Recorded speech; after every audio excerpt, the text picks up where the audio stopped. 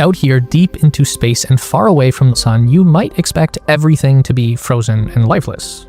And yet, we find images like this, captured by one of NASA's most advanced research probes, that shows us these bizarre structures seemingly created by a process that is unlike anything we know on Earth. Jupiter's moon Io is more alive than any other body in our solar system.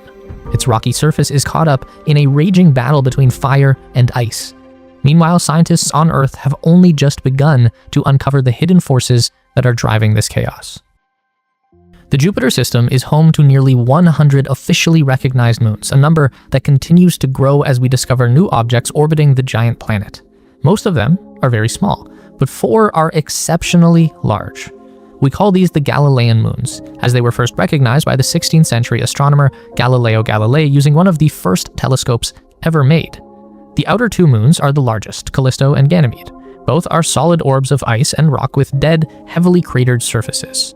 Second in line is Europa, which is made from a thin, smooth sheet of ice floating on a vast ocean of liquid water. It's one of the most promising locations in the solar system to find extraterrestrial life. And then closest to Jupiter is Io, just 350,000 kilometers above the clouds of the gas giant, not much further than the distance between Earth and our moon, and about the same size, just a little bigger and heavier. Io is actually the most dense moon in our solar system, and that's because it's made almost entirely of rock and metal, while most of the other large moons out here are made of ice and rock. The difference is so extreme that Io is believed to have the lowest water content of any known body in the solar system, even drier than Mercury, the closest planet to the sun. But what really makes Io special is the action on its surface. This is the only location outside of the Earth where we know that volcanoes are erupting on a regular basis. Io is actually the most volcanically active place in our entire solar system, with up to 400 active volcanoes dotting the entire surface of the moon. This discovery was first made by the Voyager 1 probe during its Jupiter flyby in 1979. Even from a distance of 20,000 kilometers and using primitive, low-resolution cameras, Voyager was able to see 9 distinct volcanic eruptions blasting out from the moon's surface. These raging lava flows exist in stark contrast to a world that is consumed by a deep freeze. Outside of the volcanic zones, the surface temperature of Io drops down to negative 130 degrees Celsius. We know that the sun is too far away to contribute any warmth to the Jupiter system, so where does all of this heat come from? First, we need to appreciate that Io is caught up in a very treacherous location. At this close distance to Jupiter, it's just far enough away to avoid getting sucked in or even torn apart by the planet's massive gravity. But that doesn't mean that Io is in a safe place either. The extreme gravity from Jupiter still pulls on the moon's surface hard enough to stretch the rock and distort its shape. And then on the other side, there are these 3 other large Galilean moons, and they exert their own force of gravity. Not nearly as strong as Jupiter, but still enough to pull Io in the opposite direction, which disrupts its orbit around Jupiter. So instead of moving in a circular pattern, Io orbits in an oval shape, meaning sometimes it's really close to Jupiter and other times it's further away. So it never gets an even exposure to that extreme gravity, and it cycles back and forth about once every 2 days, constantly being stretched and released and changing shape as it moves along. The result is that Io experiences some pretty massive tidal bulging. This is the same effect that we see with the ocean on Earth. Our own moon has enough gravity to pull up on the water, causing high and low tides. The rise of the ocean on Earth is only about half a meter on average. Different coastal locations will experience varying amounts of tidal change based on their geography, but in the middle of the ocean, the change is very small. On Io, the gravity of Jupiter does something insane, lifting the surface by as much as 100 meters when the 2 bodies are at their closest distance. And that is not just pulling up water, that's stretching solid rock and essentially giving the moon itself a slight egg shape. All of this stretching and squeezing acts like a pump that drives energy into the center of Io and powers all of this volcanic activity. But these volcanoes do not function in the same way that we see on Earth. If you think about a volcanic eruption, you probably imagine a big, pointy mountain with lava and ash shooting out from the top. These tend to form along areas where tectonic plates collide and force rock up from below the surface. Io doesn't have plate tectonics, so lava just tends to erupt from cracks that form as a result of the constant gravitational stretching. The initial release of energy can throw lava dozens of kilometers above the moon's surface, and above that, a plume of sulfur gas can rise for hundreds of kilometers. Sulfur is always present in volcanic activity on Earth as well. If you ever see a lava rock that has all of these round holes all over it, those are created by trapped pockets of sulfur gas. The result of this is a sulfur atmosphere that surrounds Io.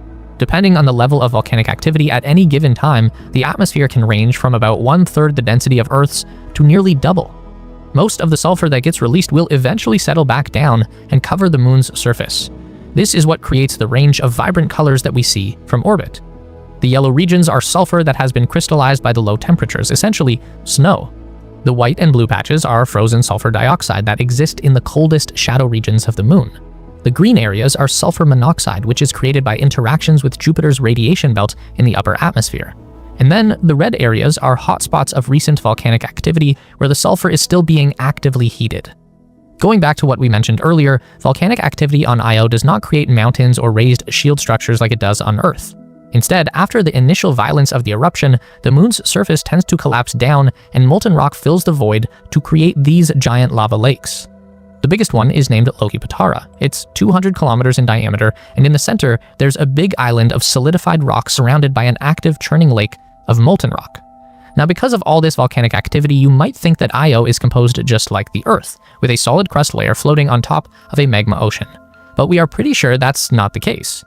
Probes sent to the Jupiter system have been able to measure the gravity field of the moon, and what they notice is a very uneven pull of gravity around the surface. That tells us the magma is not evenly distributed. It's probably trapped in localized pockets of molten rock that are created in the areas that experience the largest amount of tidal flexing. So what you end up with are hundreds of separate volcanic engines hidden underground, which means every volcano is going to behave a little differently. Okay, here's another mystery. If volcanoes and plate tectonics aren't creating mountains on Io, then where did this thing come from? This is called Steeple Mountain. At somewhere between 5 and 7 kilometers in height, it's one of the most iconic views associated with Io, mostly because it looks a lot like the spire of a church steeple or the Eye of Sauron. We are able to see such detailed images like these thanks to data collected by NASA's Juno spacecraft, which arrived at Jupiter in 2016 on a 5-year mission to study the atmosphere of the gas giant. After completing that goal, Juno was repurposed to investigate the 4 Galilean moons. The probe completed 2 close flybys of Io, the first in December 2023 and a second in February 2024, coming within 1,500 kilometers of the surface. What Juno saw out there is possibly the most unique landscape in our solar system. It quickly found that Steeple is actually just one of many tall, spiky mountains dotted around the surface of Io. The tallest of them rises 18 kilometers, or about double the height of Mount Everest. And what's really interesting is that unlike Everest, these structures on Io are all just kind of lone wolves. There are no dense groupings or mountain ranges to be found, just these seemingly random peaks stabbing straight up into the air. That tells us that these mountains did not form slowly over time. Instead, they burst from the ground suddenly, like an alien from a guy's chest in that movie Alien. Now, we're pretty sure that this is all still linked to volcanic activity, just in a very unusual way. So earlier we talked about how the lava flow tends to cause the surface of Io to collapse and form these giant lakes. The idea is that this downward pressure into the surface actually causes a nearby area of rock to get pushed up. Imagine if every time a sinkhole opened on the Earth, a new mountain just sprung up right beside it. That is kind of what we're looking at here. The result would be unlike any mountain you've ever seen before, and this is the kind of bizarre natural process that has been playing out on Io for billions of years, with the surface in a constant state of rise and fall thanks to the relentless pull of Jupiter's gravity. Sadly though, these images could be the last we ever see of Io. With NASA's Juno spacecraft slowly running out of fuel, it's set to be replaced by 2 new robotic explorers of the Jupiter system. One is called JUICE, which stands for the Jupiter Icy Moons Explorer. It was made by the European Space Agency and launched in 2023. When it arrives at Jupiter in 2031, JUICE will investigate 3 of the Galilean moons, Ganymede, Callisto, and Europa, looking specifically at their icy surfaces and hidden oceans of liquid water.